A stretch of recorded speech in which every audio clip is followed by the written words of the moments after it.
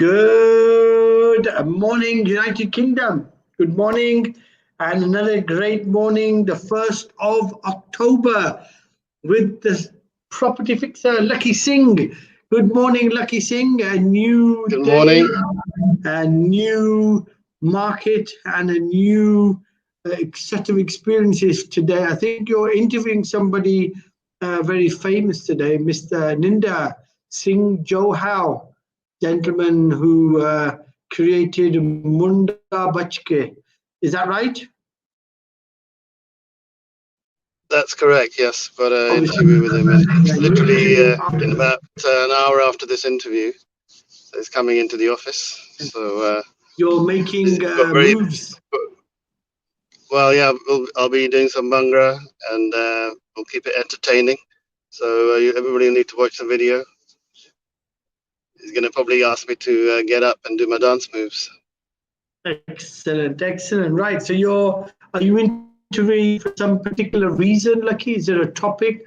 Has he come in to do something? What's the purpose of the interview?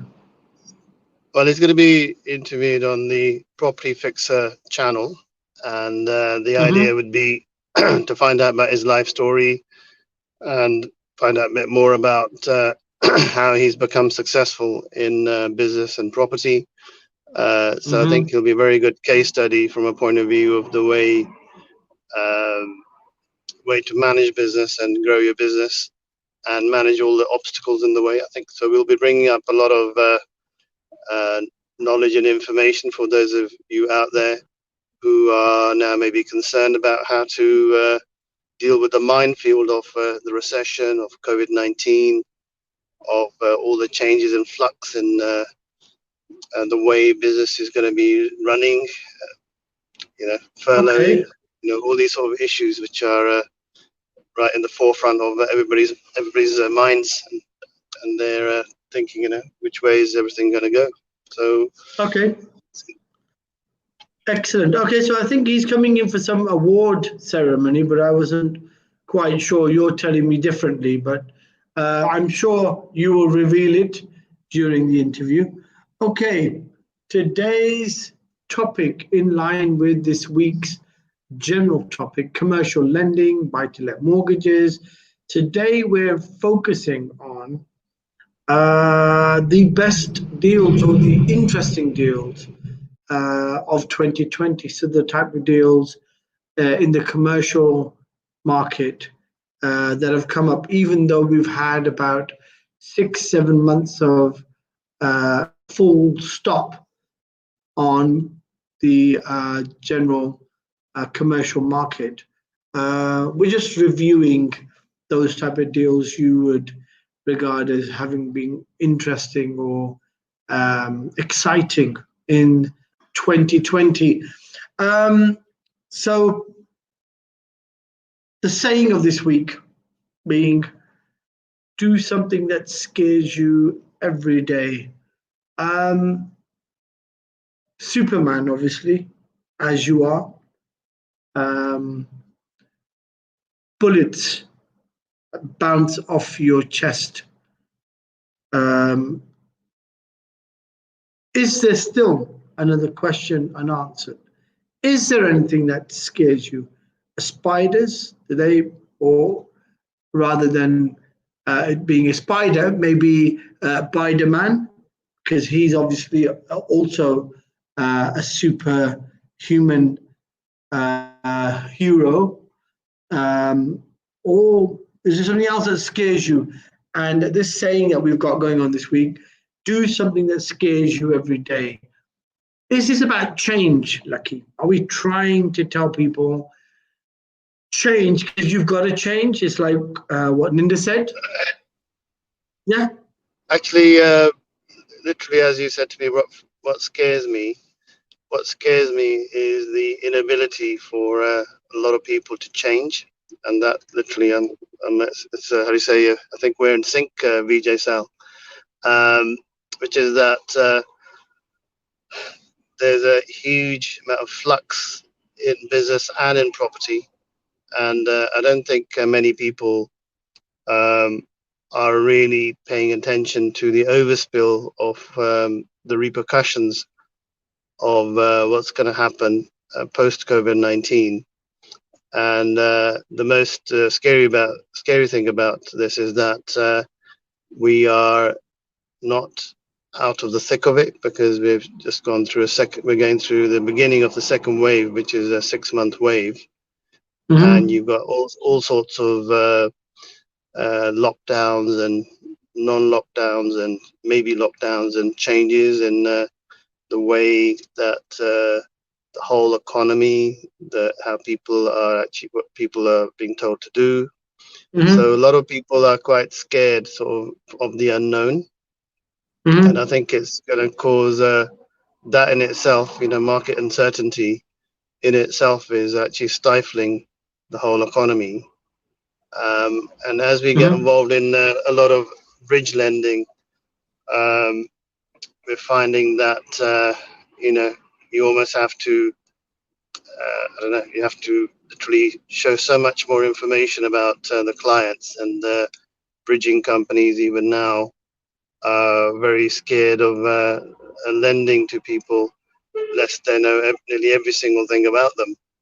So it is quite a scary time, I think, for everybody out there. And and I think if they can embrace the change and try to look at what are the opportunities in a changing market, adopting that psychology is going to be their savior.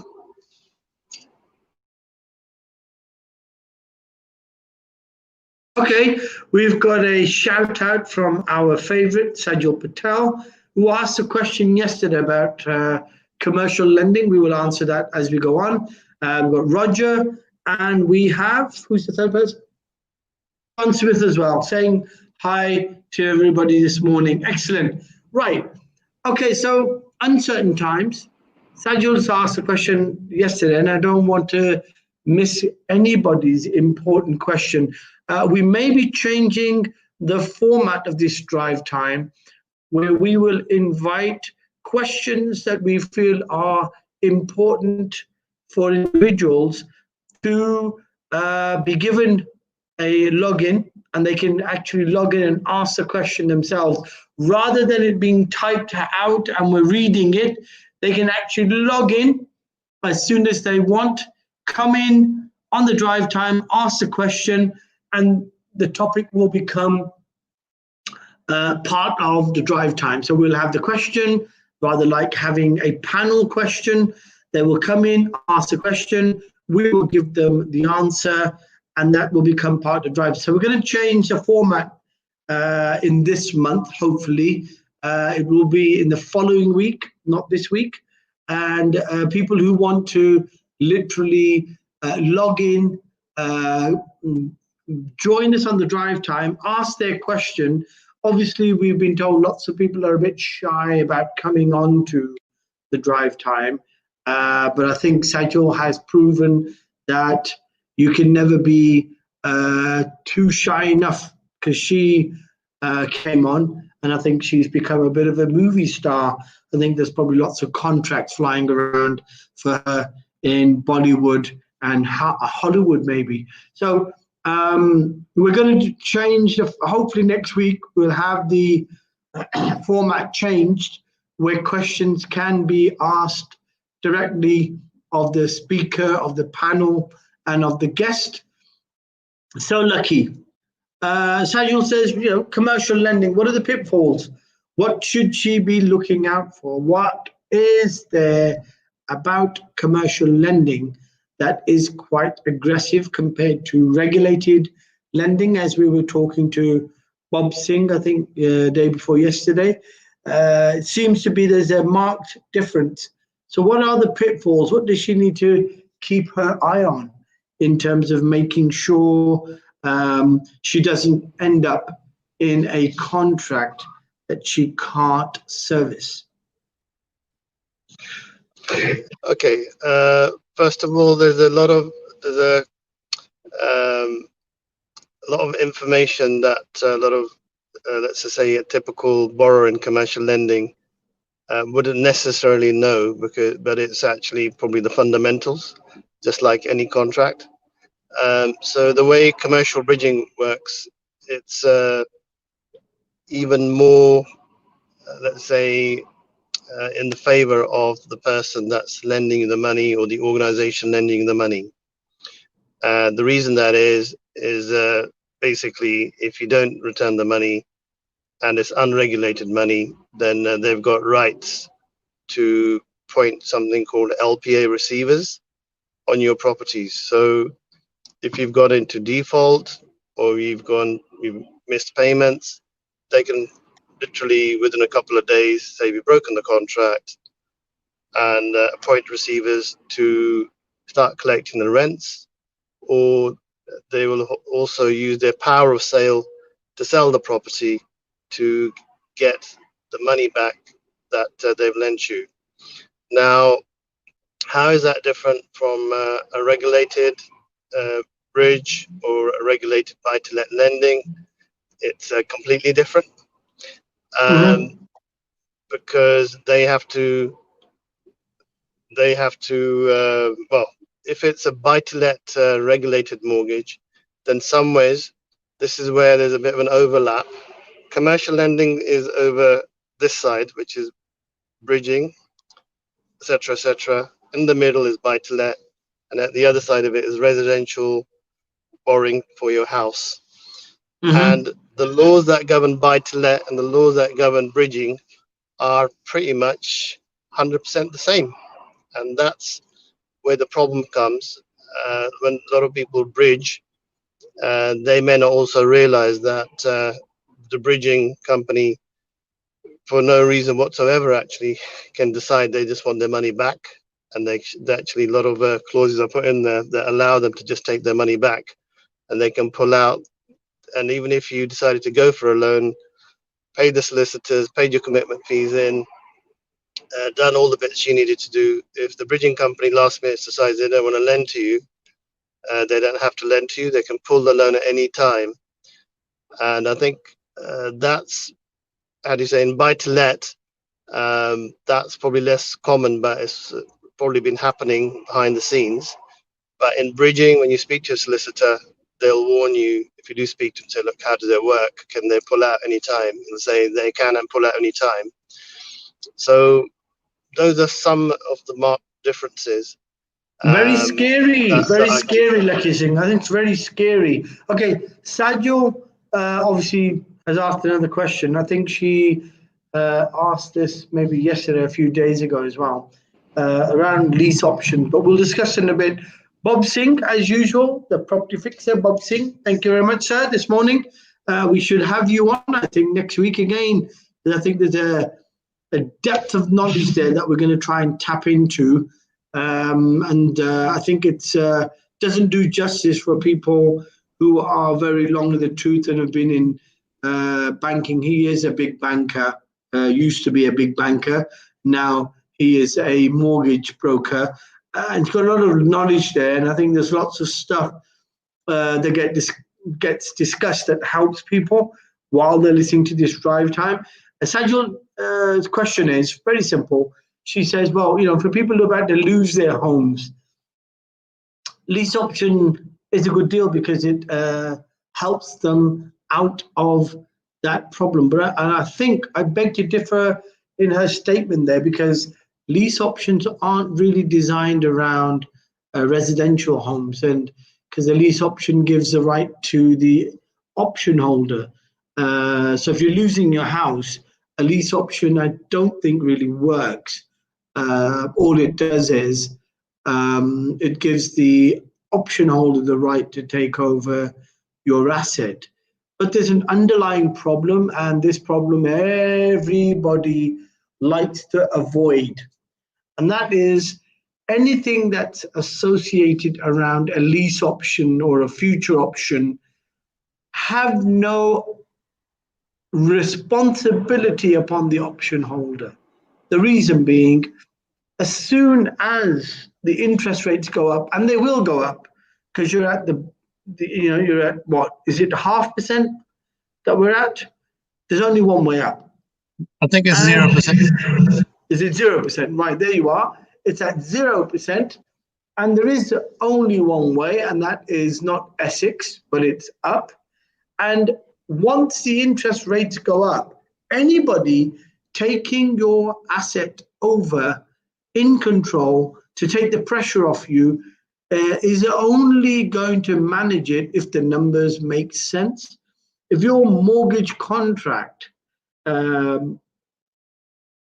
means that when the interest rates go up, you can't afford to pay the mortgage, why would an option holder continue to try and manage that asset once the money that they're making from the asset can't service the basic contractual payments? You're going to go in default anyway. So the question goes to you, Lakhi Singh. Is that not the case? Do lease options really work? Are they a momentary glitch or momentary escape for the mortgagor from the stresses of the property portfolio? And can they work for residential properties? Two questions. Well, I'll give a bit of history about lease options. I think soon as the buy-to-let industry, in terms of selling properties and training, sort of fizzled away, and there's a crash in 2008. Lease options actually became the flavor of the decade, you could call it, or flavor of the next 10 years, because it's become a popular ground for training companies. I think they're still very popular for most training companies to train people on how to do lease options. It's a very good way of them generating training revenue. So they teach them the different techniques and how to do it, what to do, how it works. So I have to say there's some companies that are phenomenal and explain all the benefits and understand the complexities and the psychology around lease options. Where there may be others which may not do such a good job. So there's a lot of misunderstanding and a bit of a myth about lease options for those that don't know. So to dispel that myth, the questions you're asking is, how do they apply to a typical residential house, and how would they apply to commercial buy-to-lets type assets? So on residential, first of all, I mean, the lease option basically is just an agreement. It's not anything that's legally strong. It's not enforceable necessarily. I'm sure I think the word you're using is binding. It's not legally binding. Is that right? That's right. I'm sure there'll be quite a few solicitors out there who may say it's binding of sorts, and they may have thought of a couple of technical things in there to make them more stronger. But in terms of their complete strength, they don't really hold more strength than the title holder. So technically, they can easily be ripped apart. When you say title holder, Lakhi, because remember, you're talking at a higher level. You've got to keep it basic. You've got to keep it real. So when you mean title holder, you're talking about the legal owner, the person who has the mortgage on their name. Yeah? The legal owner of the property who's got their name on the property with the land registry is called the title holder. Excellent. And he's still he or she is still responsible for the mortgage. Is that right? It doesn't take the responsibility of the mortgage away from them. So basically, you may sign an option or an agreement between yourself and a third party. So both of you may want to agree to doing it. But if circumstances change, this is where the technicalities come in. I may have a residential property that I was living in, but I decided to emigrate to Canada. I decide to give it out on a lease option. Somebody takes it on, and on an agreement, let's just say when interest rates go up, it's on a variable. That person is responsible for taking it on. They may have taken it and try to up the rent on it in a particular area to make it out of it, using a sort of rent to rent strategy. Then what will happen is that if interest rates go up, or the person's circumstances change themselves, they may get furloughed. They may not actually have time to do the work they needed to do, or the money, or that in the capital growth and the property falls, and it's just about breaking even, they're going to struggle with it. And I've seen it happen numerous times. Okay. So what you're saying is, as I said, it's just a temporary relief for the mortgagor from the stresses of running a property. It's not really a sale. And I think your question answered. It's a rigorous. It is a contract that is recognized by the court and the judges. So that's probably why it became very famous, because people were walking in with exchange contracts that hadn't really completed formally. They were exchange contracts on paper, but the solicitors really hadn't executed the exchange. And therefore, I think it became somewhat a negative position for people to walk in with potential sales where they had a buyer, and the judge would dismiss them because there was insufficient proof that the sale really was happening, or the buyer had the funds, or they'd actually appointed solicitors. And what that did was it put a bit of a bad light on these type of contracts to stop repossessions.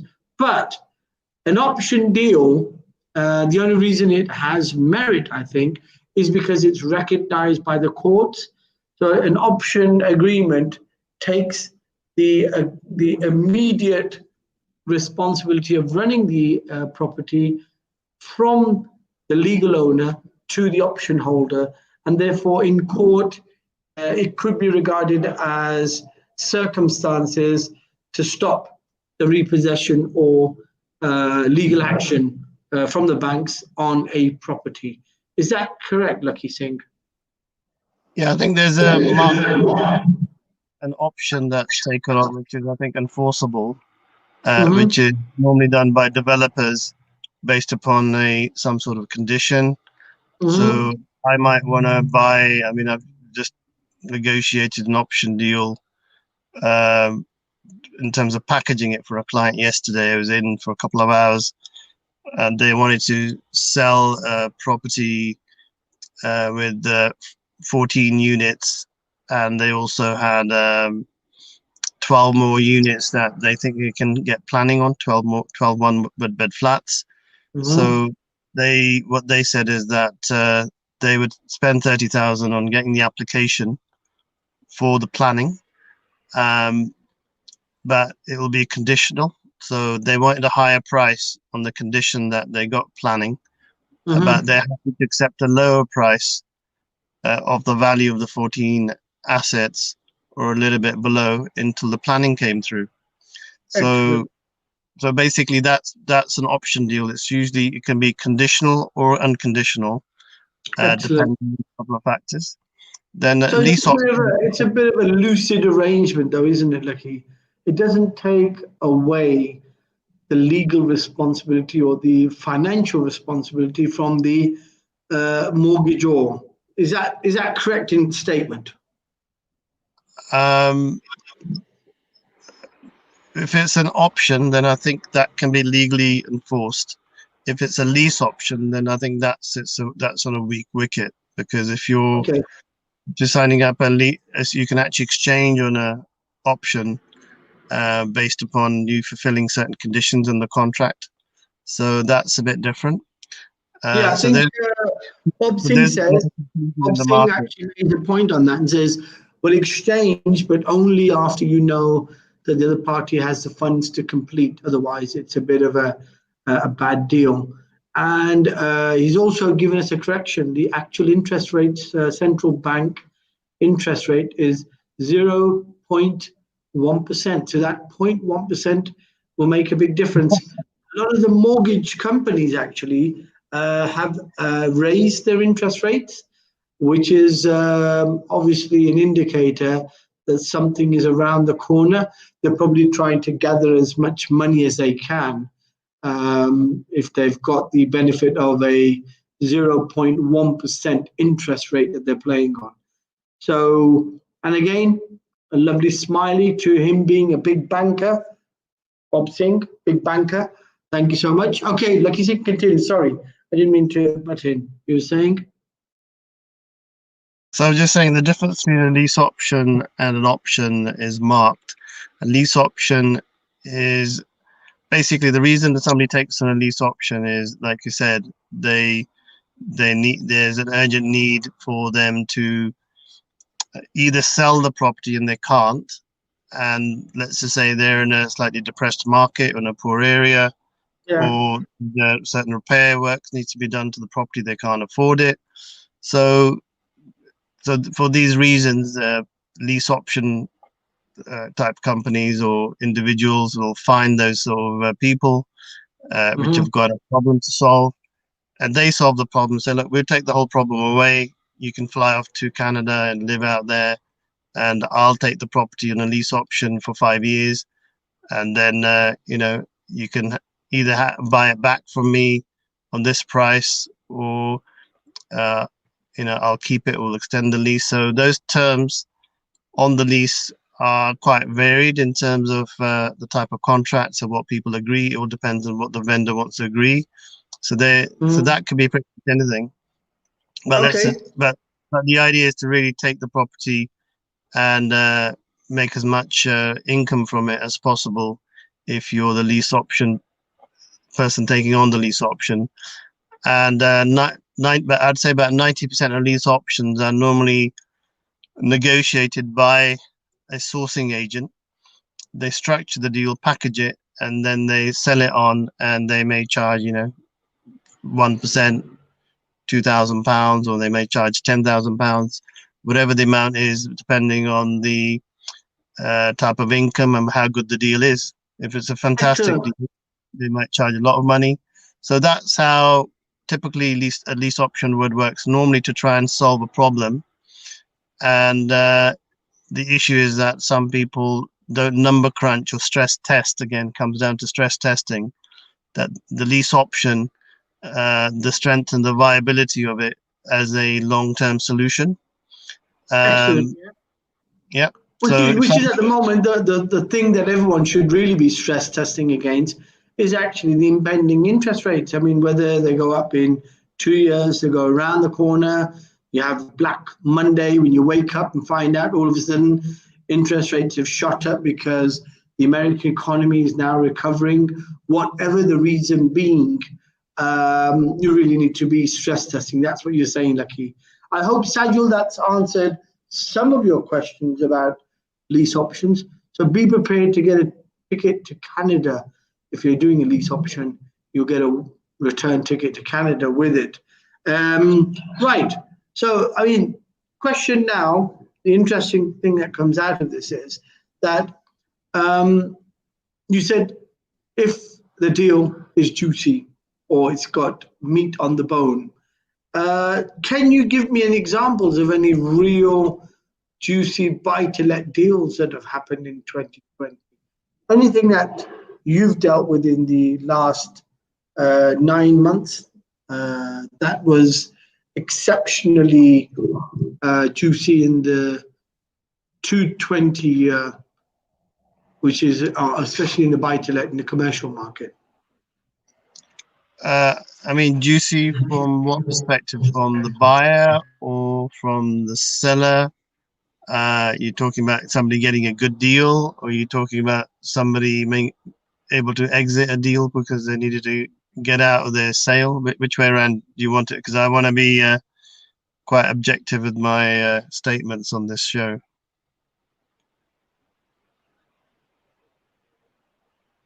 Okay, yeah, we've got a shout out from Rachel, I think, who says hi. Thank you very much, Rachel, for your input and for your shout out. Okay, from a buyer's point of view is normally what people think juicy deals are. Something that was bought at a discount, below market value, as you call them, and something that has got excellent yield or has got the ideal enhancement, i.e. adding value to the asset and bringing down the loan to value effectively, even after the capital spend. Give us an example of something that you've dealt with in this year, which has been below market value, has an add value to it, has brought down the loan to value ratio significantly with the upvaluing of the improved asset, and something that took bridging finance out and exited in time without any defaults, even though it had the virus, that's jammed up the market somewhat. And they are now sitting on an excellent pile of money, or an excellent asset that's yielding, anything plus of 10%, as you say. Well, we had a client who basically was looking to purchase 3 assets, and they're looking for excellent yield. They didn't have good credentials. So what we've done is this is somewhat like a case study for you guys, is that they were looking for a good yield. So the initial owner didn't have good good credentials, but we managed to get a bridging company who would lend to them on a 80% loan to value, based upon something called 180-day valuation, which is a slightly lower valuation than normal, but 80% is really good in this market. So we've got those sort of lenders in our books. Mm-hmm. And they bought 3 properties in the region of Kent.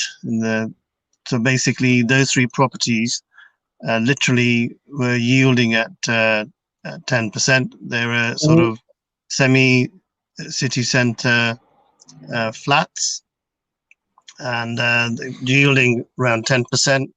And the vendor needed to sell quickly, so the purchaser got a bridge. We structured the deal with the seller because they needed to sell quickly. They were looking to do some other investments, but they needed the money for that. So we managed to orchestrate the sale in 10 days, where the properties were bought in 10 days. The yield was 10% for the purchaser, and the seller got what they wanted to be able to exit, to get the equity they needed for their onward deal that they're working on. Yeah. And basically, the client purchasing had to do some work to convert some of the flats from 2-bed flat into a 3-bed flat to bring up the value. So they did all that with minimal cost. So the yield was there, the value add was there, the discount was there in order for them to fulfill their requirement. And the same light, the seller was able to sell to meet their price. So that was 3 flats in the Chatham area, which I can't remember all off the top of my head, but it was a fantastic deal anyway. Happy days, basically, Lakhi Singh. That's what you're saying. Happy days, all round. Yeah, I mean, so if anybody buys, I think buying on the yield formula is going to be critical in this market, but also probably doing your planning in terms of understanding your tax, understanding, how you're going to refinance out from the bridge. So the client's now applying for a refinance from the bridge, and that should be quite straightforward, because the other family members are now part of an SPV that's being set up for them to refinance out, and the current director is going to be on that company. So all of that's being restructured at the moment. Yeah. Happy days then. Happy days. Yes. Okay. Moving on from that topic. Look at it from a point of view of the seller then. Now, that was more of a comprehensive happy day story. All parties happy. From the seller's point of view, obviously the problem is, in a market that's in a flux, you're going to have some winners and some losers. So give us some example of winners and losers.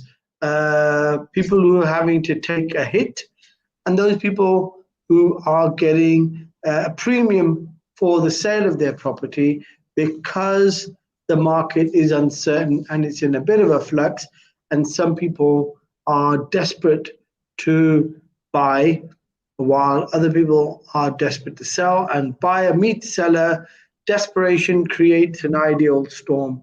Any good stories about sellers who have achieved a premium, or at least achieved the maximum sale value that they could be looking for? And any news of any sellers that got obviously short-changed because the market is in a flux? Well, there's hundreds of stories like that. So we've got what's happened is that there's a solution to every problem, because we are the I am the property fixer. No point being the property fixer. So we've had very little problems where the sellers come to us and we haven't been able to find a way of solving their problem. So if a seller comes to me, on the whole, if they want to reach a market price, let's just say we've had a client that wanted to sell their property in High Wycombe for 300,000. Was their market price. We managed to get them 290. This is actually during the COVID-19 time. So during COVID-19, we managed to actually achieve that. This is pre the stamp duty announcement as well. So basically, we pitched the property out at 330 first to sort of test the market, and found that there wasn't much interest. But then we also advertised it locally then, and we've managed to line up at least 2 buyers now, and they're pretty much ready to rock and roll. So that one's actually, I think, nearly gone through now. It's taken a bit of time for the person to put their get their mortgage sorted out, but I think that's nearly there. So what about these clients who've got pre-existing offers of mortgages?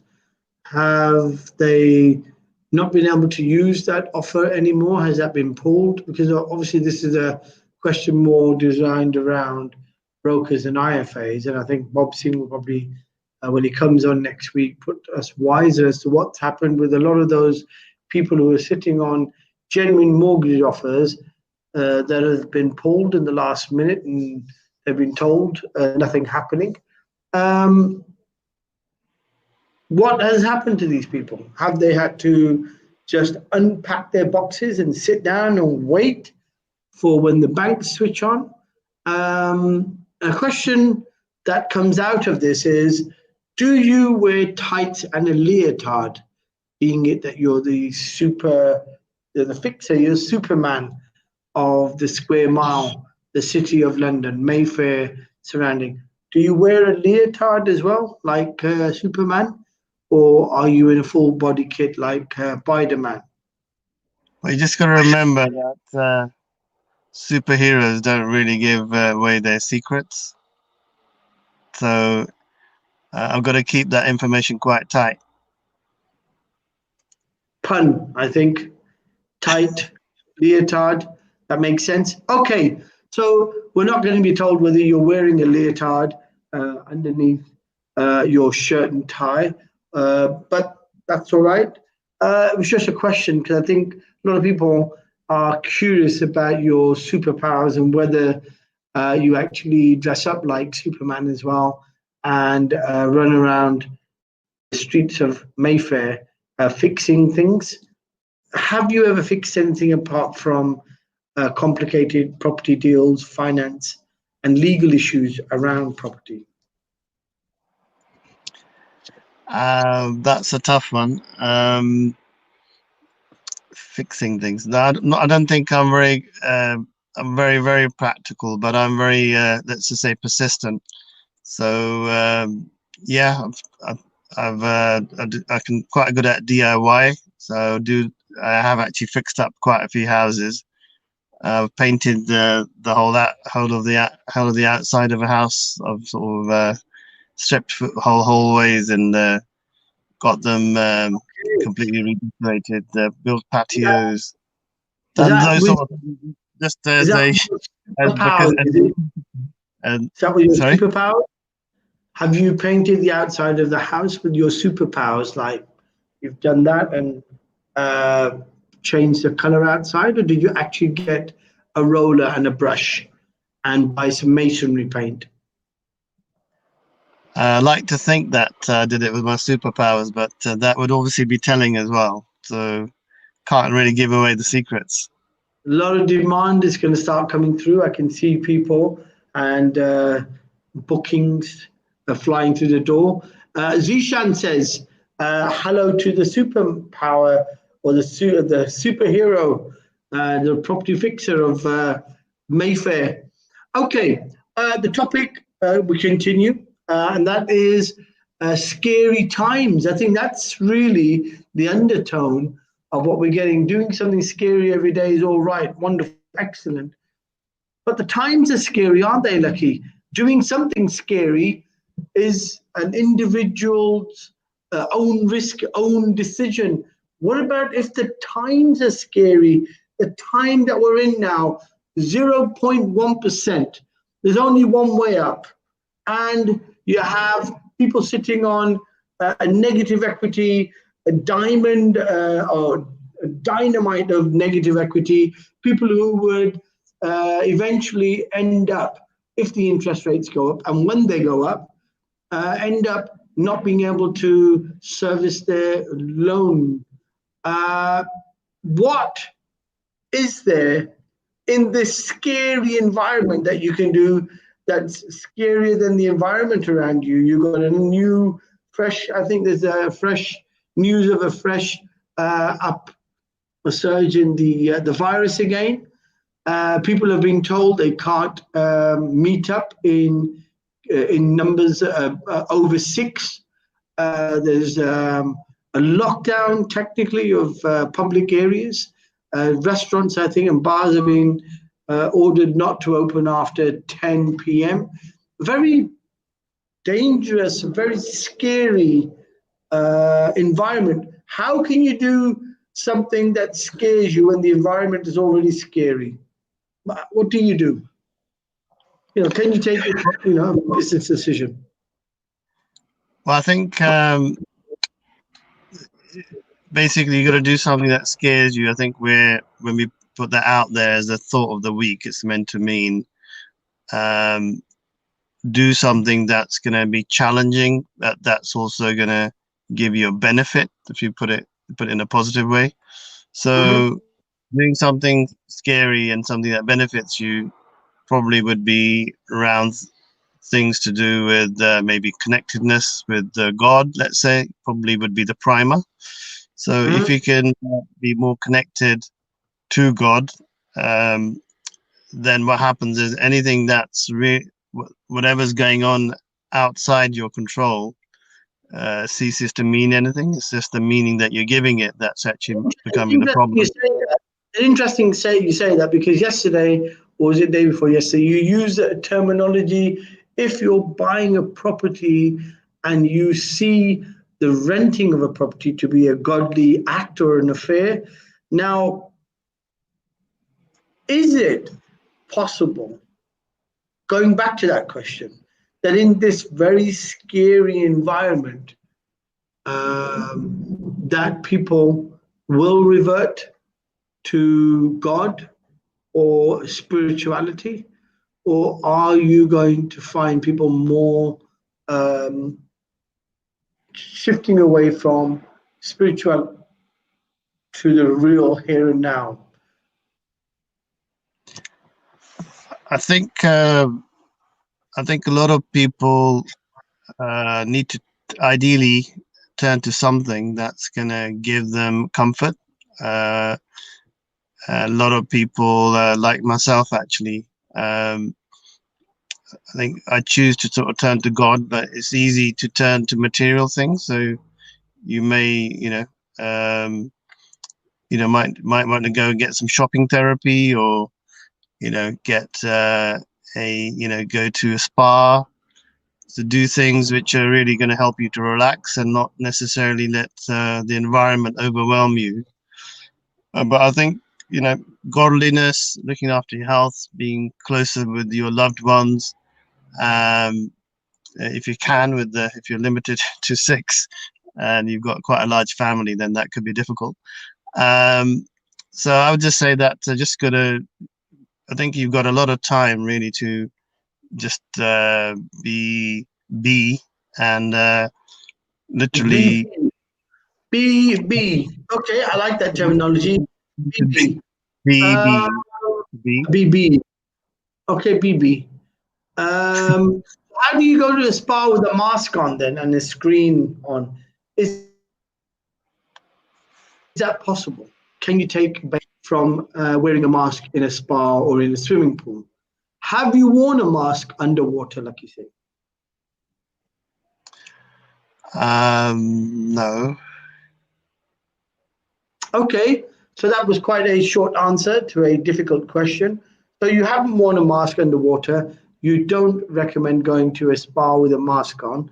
So in these scary times, aren't most of the avenues that you have there going to have big walls up and against them?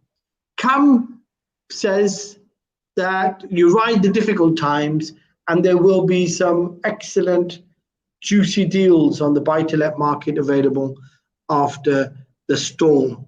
But the problem is, how do you ride the storm, especially if you haven't got control on it? So, Lakhi Singh, what do you say to that? Will there be some light at the end of the tunnel after the interest rates do go up? Will they go up? I think most definitely interest rates will go up. It's just a matter of time. And how do you ride the storm? I think we've given the clarity to a lot of people. If you're buying now, then you buy on yield and value add.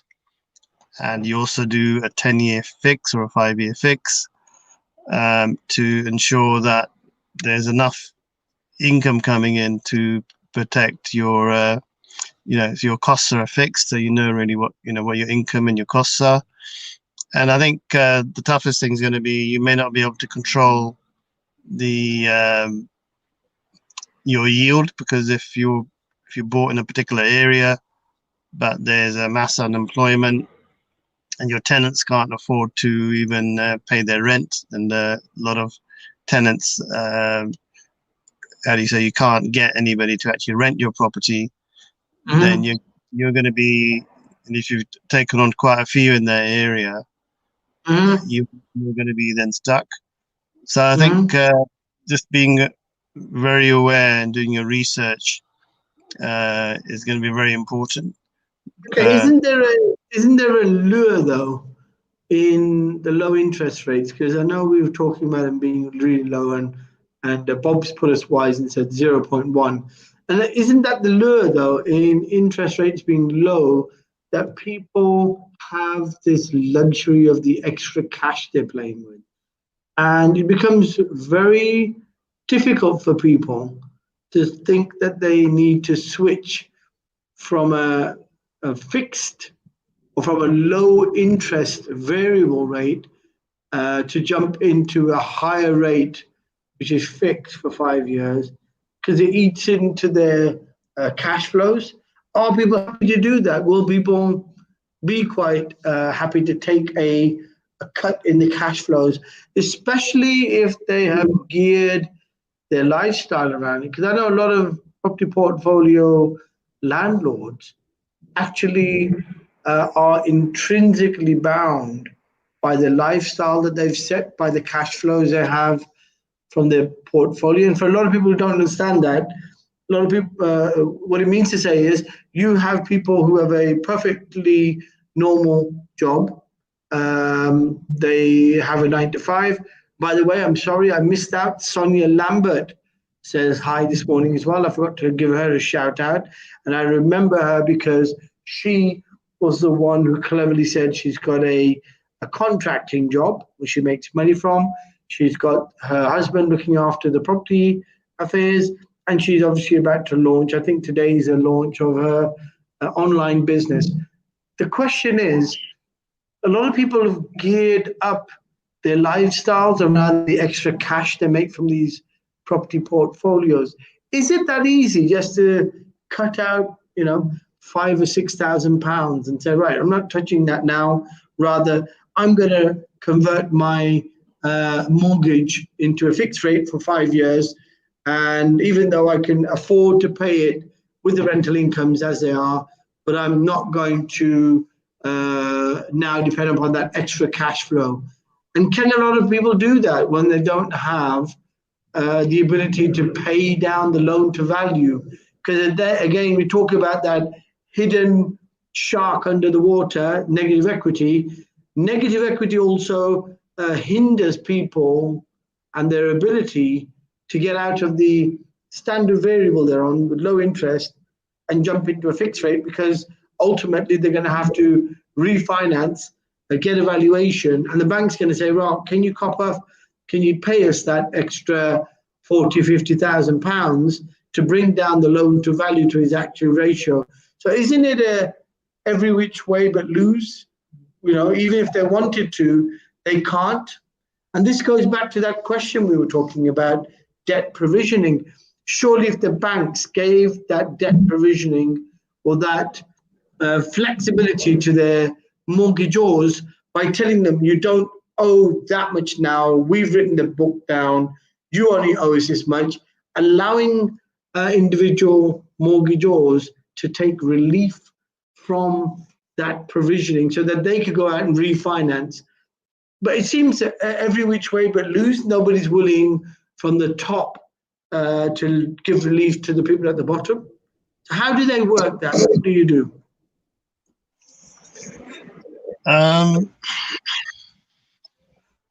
So just run that question by me again, because you threw quite a lot of things in there. So what's the specific question?